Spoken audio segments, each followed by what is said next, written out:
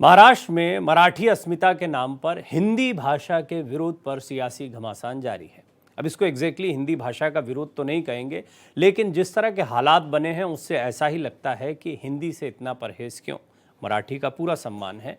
ये एक सवाल बनता है, लेकिन इसको समझेंगे क्योंकि सियासी गलियारे में इसको लेकर कई बातें आ रही हैं। दोनों ही खेमे अपनी अपनी बातों को रख रहे हैं। विपक्षी पार्टियों के हंगामे और विरोध प्रदर्शन के बाद महाराष्ट्र सरकार ने स्कूलों में हिंदी को तीसरी अनिवार्य भाषा बनाने का फैसला रद्द कर दिया है। इस पर राज्य में तीखा भाषाई और राजनीतिक विवाद भी देखने को मिल रहा है और इसमें अलग अलग पार्टियों के अलग अलग मत भी आ रहे हैं। जैसे शिवसेना उद्धव गुट इसे अपनी जीत के तौर पर बता रहा है, वहीं एनसीपी शरद पवार गुट जो है वो भी इस बात को उचित नहीं मानता है। अब भारतीय जनता पार्टी ने इस जो ये नई पॉलिसी रखी थी, इसकी वजह क्या थी, अब इस पॉलिसी को वापस लेने की वजह क्या है, क्या इसको विपक्ष अपनी जीत के तौर पर देख सकता है, और क्या होगा हिंदी को जो तीसरी अनिवार्य भाषा के तौर पर रखने की पॉलिसी थी उसका, क्योंकि इस पॉलिसी को बनाने के पीछे भी तो कोई मकसद होगा। वो मकसद क्या है, बहुत से सवाल हैं, जवाब जानने की कोशिश करेंगे। उससे पहले छोटी सी रिपोर्ट देखिए। महाराष्ट्र में हिंदी भाषा पर सियासी घमासान जारी है। सरकार की 3 लैंग्वेज पॉलिसी का शिवसेना उद्धव गुट, राज ठाकरे की पार्टी एमएनएस और राष्ट्रवादी कांग्रेस पार्टी के शरद गुट ने जमकर विरोध किया। इन पार्टियों ने हिंदी भाषा को मराठी अस्मिता से जोड़ दिया और इसे मराठी भाषा पर हमला करना बताया, जिसकी वजह से ये लैंग्वेज पॉलिसी महाराष्ट्र में राजनीति का शिकार हो गई। महाराष्ट्र सरकार ने स्कूलों में हिंदी पर तीसरी भाषा के तौर पर रोक लगा दी है। शिवसेना उद्धव गुट इसे अपनी जीत बता रहा है। कोशिश तो बहुत करेंगे, लेकिन ठाकरे ब्रांड कभी खत्म नहीं होगा इस महाराष्ट्र में। ये ब्रांड है, ब्रांड था और ब्रांड रहेगा। इसीलिए तो आपको इस मामले में, हिंदी शक्ति के मामले में आपको पीछे हटना पड़ा है, और आगे भी जब जब हम एक साथ आएंगे तो आपको हर स्टेप पर पीछे हटना पड़ा। हिंदी भाषा का विरोध कर शिवसेना उद्धव गुट, राज ठाकरे की एमएनएस और राष्ट्रवादी कांग्रेस शरद गुट ने स्थानीय अस्मिता को सियासी अस्त्र की तरह आजमाया। राज ठाकरे की पार्टी एमएनएस ने तो सियासत में कदम रखते ही गैर मराठी लोगों के खिलाफ आक्रामक रुख अपना लिया था। हालांकि बाद में मराठी और गैर मराठी की राजनीति कमजोर पड़ती गई और राज ठाकरे की पार्टी भी। ऐसे में हिंदी भाषा के विरोध को लेकर राज ठाकरे की एमएनएस और उद्धव ठाकरे की शिवसेना यूबीटी को मराठी पॉलिटिक्स की पिच पर खुद को एक बार फिर से खड़ा करने का मौका मिल गया है। तो वहीं हिंदी विरोध पर बीजेपी ने उद्धव ठाकरे पर जोरदार हमला बोला है। बीजेपी का कहना है कि हिंदी लाने का फैसला उद्धव ठाकरे का था। खुद को मतलब 2.5 साल में जो आदमी 2 महीने तक यहाँ मंत्रालय में नहीं आया, कोई विधानसभा में नहीं आए हो, क्या पढ़ेंगे? क्या पढ़ा उन्होंने? फिर जब कैबिनेट में उसको मंजूरी दी तो हिंदी आपने शक्ति की क्यों किया? हिंदी शक्ति क्यों किया आपने? कंपल्सन क्यों किया? तब आपको समझा नहीं कि ये गलत हो रहा है, हम गलत जगह साइन कर रहे हैं? वो भी उन्होंने नहीं देखा। अभी चिल्ला के क्या फायदा? महाराष्ट्र में हिंदी भाषा का विरोध कर इसे मराठी अस्मिता से जोड़कर सियासत की जा रही है। ऐसे में सवाल उठता है, मराठी अस्मिता के नाम पर हिंदी भाषा का विरोध क्यों? Bureau report, Bharat express. सभी पार्टियों का पक्ष जानने का प्रयास यहाँ पर करेंगे। समीर बाकरे साहब, प्रवक्ता महाराष्ट्र बीजेपी, मेरे साथ जुड़ रहे हैं। किशोर तिवारी जी हैं, वरिष्ठ नेता हैं शिवसेना यूबीटी के, वो भी मेरे साथ जुड़ रहे हैं। और आज ख़ास तौर पर क्योंकि ये हिंदी से जुड़ा हुआ मसला है, तो हिंदी विभाग दिल्ली विश्वविद्यालय से डॉक्टर सुनील विपुल भी मेरे साथ खास मेहमान के तौर पर इस पॉलिटिकल पैनल के साथ साथ में रहेंगे। तो आप तीनों का मैं स्वागत करता हूँ। सबसे पहले किशोर जी, सवाल मेरा आपसे ये है कि अभी आपने सुना बीजेपी लगातार ये कह रही कि आप ही लोगों के या उद्धव जी के साइन से ही ये सब कुछ हुआ था, उसके बाद में इतना विरोध इसका किया जा रहा है, हो हल्ला किया जा रहा है। मैं चाहूँगा सबसे पहले आप दर्शकों को ये बताएं कि भाई इसमें परेशानी क्या है। अगर हिंदी तीसरी अनिवार्य भाषा हो जाए तो देश के अन्य राज्यों में भी बैठे दर्शक आपको समझ पाएंगे कि क्या विरोध है, आप लोगों का एग्जैक्ट विरोध क्या है इससे। नहीं, पिछले 60 सालों से मैं खुद मराठी माध्यम से ही पढ़ा हूँ। तो पहली कक्षा से 4ठी कक्षा तक हिंदी भाषा नहीं पढ़ाई जाती, मराठी कंपलसरी है और दूसरी भाषा कोई पढ़ाई नहीं जाती। पर 5वीं से हिंदी भाषा मराठी भाषिकों को पढ़ाई जाती है और वो पैटर्न कंटिन्यू रहेगा, ऐसा सीएम साहब ने कहा है। और त्रिभाषा का फार्मूला बीजेपी ने लाया था, जिसको सही सभी राज्यों ने नकारा है, लेकिन हमारी पार्टी की यही राय है कि जो महाराष्ट्र में रहता है उसे मराठी आनी चाहिए। नहीं, वो तो ठीक है। मेरा सवाल आपसे ये है किशोर जी कि हिंदी से क्या परेशानी है? अगर वो तीसरी अनिवार्य भाषा होती है तो इससे क्या दिक्कत, हम जानना ये चाह रहे हैं। वो तो जो आपने कहा वो तो हमने सुना। एक मिनट मेरी बात सुनो विनय कि प्रवीण जी, ऐसा होता है कि पहली से चौथी तक मातृभाषा जो है यहाँ की मराठी, वो मराठी पढ़ाई जानी चाहिए, और 5वीं से इंग्लिश मीडियम के भी स्कूल हो तो हिंदी पढ़ानी चाहिए, और मराठी मीडियम की स्कूल है तो भी हिंदी एक सब्जेक्ट रहना चाहिए। ये पॉलिसी महाराष्ट्र में चल रही है, लेकिन पहली से ही सख्ती से 3 भाषाएं पढ़ाई जानी चाहिए। इसको हमारा विरोध है। जैसे कर्नाटक तक चौथी पढ़ाई जाए, और तमिलनाडु में तमिल पढ़ाई जाए, गुजराती में गुजराती पढ़ाई जाए, तो ये सब ठीक है, लोकल लैंग्वेज आनी सर, मैं चाहिए। आपके साथ इतने सारे मैं शोज ये करता बात हूँ, से आपसे इतने दफे मेरी बात होती है, कभी भी मैंने ऐसा नहीं देखा कि आपसे मैं कुछ पूछता हूँ उसका जवाब एग्जैक्ट नहीं आता। सच बताऊँ, मुझे नहीं पता, अभी बाकी पैनल पर डॉक्टर सुनील तो हिंदी के जानकार हैं, वो बताएंगे, मुझे वो जवाब नहीं मिल रहा। मैं ये जानता हूँ कि जो स्कूल नहीं भी जाता है, महाराष्ट्र में पैदा हुआ, वो बच्चा भी बहुत अच्छी मराठी बोलेगा, चाहे स्कूल जाए या ना जाए। पैसिव लर्निंग, मैं खुद एक एकेडमिशियन हूँ, मैं खुद एक ऑथर हूँ, तो मैं जानता हूँ भाषा का महत्व क्या है। मैं मराठी भाषा को बहुत ही प्रेम भी करता हूँ। मैं खुद इंदौर में पला बड़ा हूँ और मुझे मराठी समझ में भी आती है और बहुत प्रिय भाषा है मेरी। इतनी प्रिय मुझे गुजराती भी लगती है, सच पूछिए। मैं आपसे जानना सिर्फ इतना चाह रहा हूँ कि अगर हिंदी भाषा, जैसे हमने भी पहली से पढ़ी, या हमको मराठी पढ़ाई जाती तो हम तो बहुत खुश होते, गुजराती पढ़ाई जाती पहली से तो हम बहुत खुश होते। ऐसा कुछ होता अगर महाराष्ट्र में होते तो किस्मत की बात होती हमारी। लेकिन हिंदी अगर पढ़ा दी जाए, समस्या क्या है? आप इस सवाल का थोड़ा एक कोई ऐसा जवाब दीजिए जो दिल को छुए। नहीं, अब महाराष्ट्र में क्योंकि चुनाव आए महानगर पालिका बम्बई में, उसको लेके ये निर्णय था, और राजनीतिक निर्णय था तो राजनीतिक विरोध हुआ।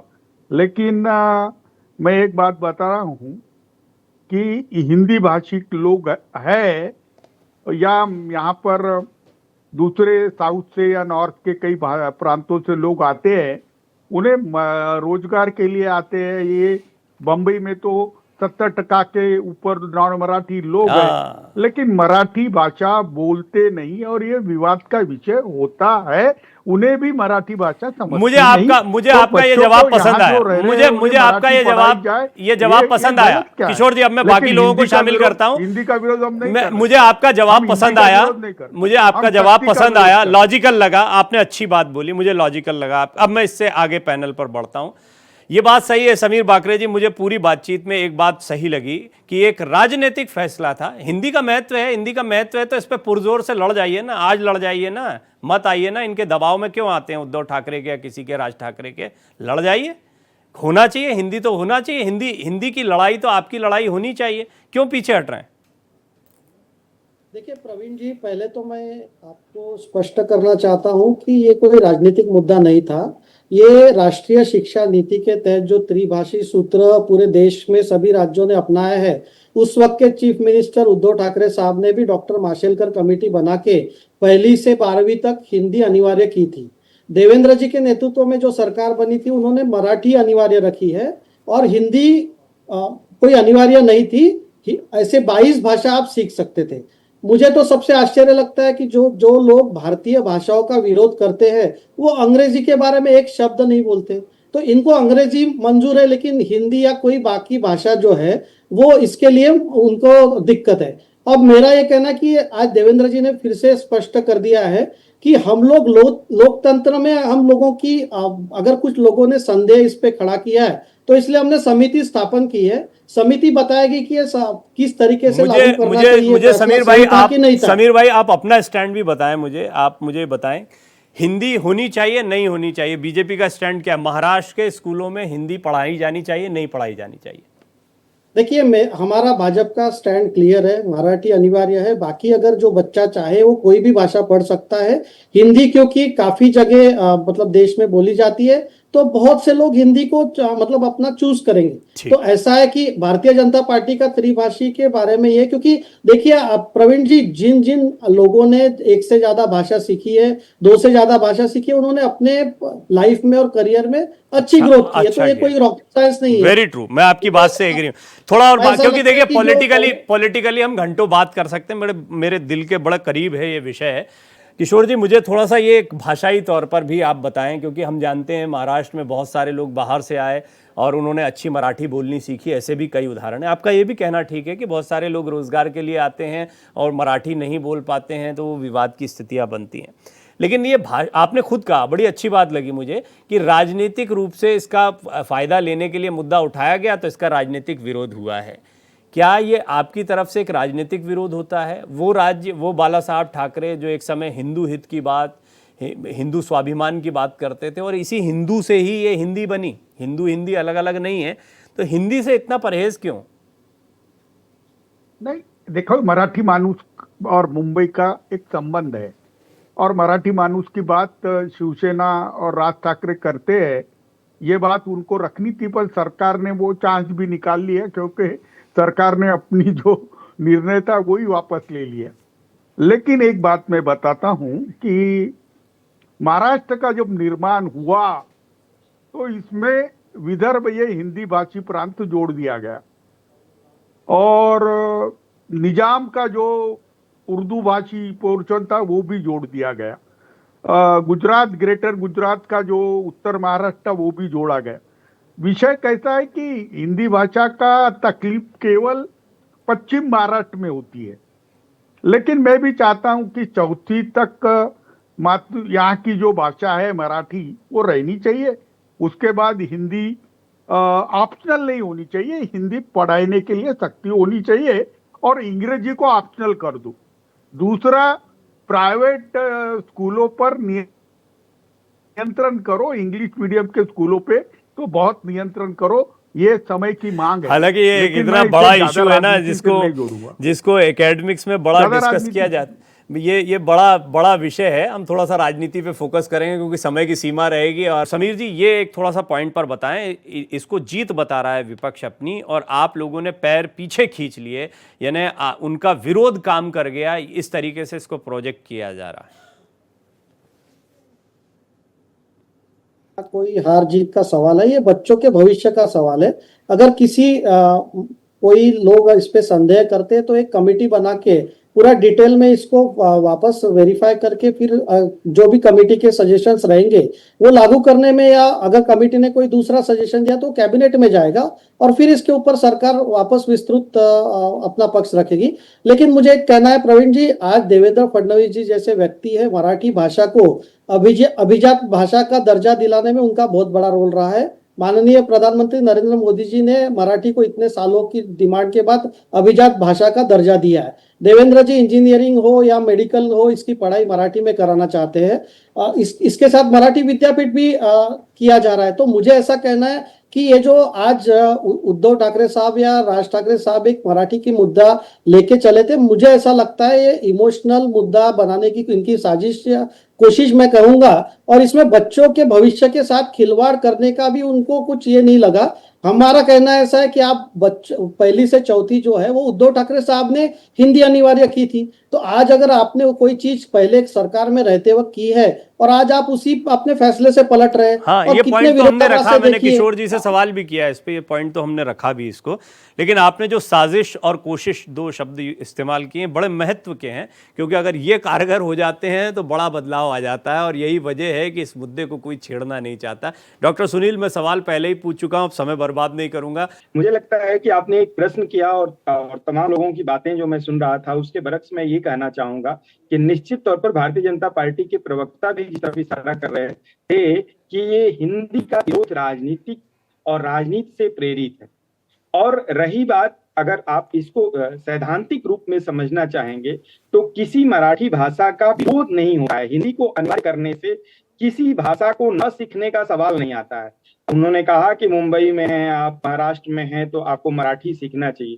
त्रिभाषा सूत्र जो नेशनल एजुकेशन पॉलिसी जिसे हम 2020 में जो आता है कह रहे हैं, राष्ट्रीय शिक्षा नीति, उसके तहत त्रिभाषा सूत्र का को लेकर के सरकार सामने आती है, एजुकेशन मिनिस्ट्री सामने आती है और उसको अनिवार्य करती है और तमाम राज्यों में उसका प्रयोग सफल तरीके से किया जा रहा है। मैं दिल्ली विश्वविद्यालय में हूँ और दिल्ली विश्वविद्यालय में हम पढ़ा रहे हैं। देखने वाली बात यह है कि भारतीय भाषाओं को आगे बढ़ाने का काम किया गया है। इसमें भारतीय भाषाओं को सम्मान जगह दिलाने की कोशिश की गई है, न कि सिर्फ हिंदी। ठीक है, और ये त्रिभाषा सूत्र ऐसा भी नहीं है कि 2020 इट्स वेरी लॉजिकल। देखिए डॉक्टर सुनील, मैं तो आपकी बात से इत्तेफाक इसलिए रखता हूं क्योंकि मुझे पता है डॉक्टर सुनील एक बड़ा आयोग है जी, जिसने बहुत अच्छा सा मतलब शिक्षा नीति बनाया था और 1964 में त्रिभाषा सूत्र पहली बार आया था। तो जिन बच्चों के बारे में भी बात हो रही थी कि जो बच्चे अगर ज्यादा भाषा जानते हैं या जो व्यक्ति ज्यादा अच्छा जानता है भाषाओं को, एकाधिक भाषा को जानता है तो ज्यादा तरक्की करता है, उस पर मैं आपको बताऊं कि एक वैज्ञानिक शोध की रिपोर्ट है कि आपको 2 या 2 से अधिक भाषा आती है तो आपकी बुद्धि, आपका विवेक और ज्यादा तेजी से काम कर रहा होता है। डॉक्टर सुनील, मैं आपसे बीच में एक ये सबमिशन चाह रहा था, थोड़ा सा इस पे बताएं, बाकी मेहमानों के साथ भी जाएंगे क्योंकि अब समय सीमित रह गया है। शरद पवार जी का ये कहना है कि छोटे बच्चों को या किशोर तिवारी जी की, क्योंकि मुझे कोई और लॉजिक समझ में नहीं आता, सच बात है तो कि जितना सिखाओगे, इसमें मराठी की मनाही तो है नहीं, मराठी तो सीखना ही है, लेकिन साथ में हिंदी भी आ जाए तो क्या बुराई है, मन में सवाल आता है। लेकिन जो एक शरद पवार जी ने सवाल उठाया कि छोटे बच्चों पर बोझ ज्यादा हो जाएगा, 3 भाषाओं का बोझ नहीं डालना चाहिए 1 से 5वीं तक के, इस लॉजिक को आप कैसे देखते हैं? इस पर थोड़ा जानकारी। नहीं, बिल्कुल से 1 से अधिक भाषा सिखाएंगे तो उन बच्चों का मानसिक विकास भी तेजी से होगा।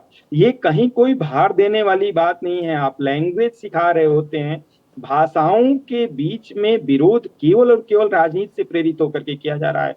अभी आप बहुत अच्छी बात कह रहे थे कि भाषा से बहुत प्रेम है और हर भाषा से प्रेम है। मैं हिंदी भाषी क्षेत्र का हूं और मुझे भी मराठी और गुजराती बहुत पसंद है। भाषाओं के बारे में कहा जाता है कि भाषाओं में बहनापे का संबंध होता है। सिस्टरहुड एकमात्र ऐसी जगह है जहां की सिस्टरहुड दिखाई पड़ता है आपको। तो अगर हिंदी और मराठी दोनों बच्चा सीखता है और छोटे पर से सीखता है, पहली कक्षा से सीख रहा होता है, तो उसके मानसिक और बौद्धिक स्तर के विकास, मुझे आपका ये पॉइंट मिल गया। मैं चाहता था एक एक्सपर्ट के तौर पर आप अपनी राय रखें।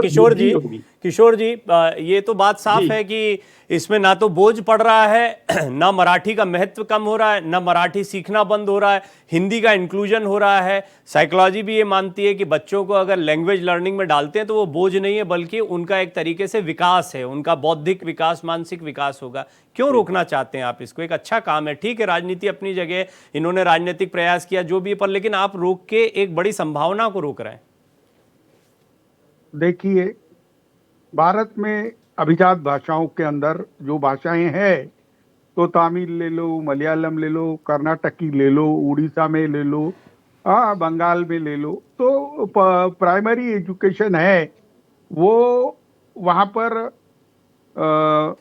वहाँ की मातृभाषा और कई जगह इंग्लिश डाला है, कई जगह हिंदी रखा है।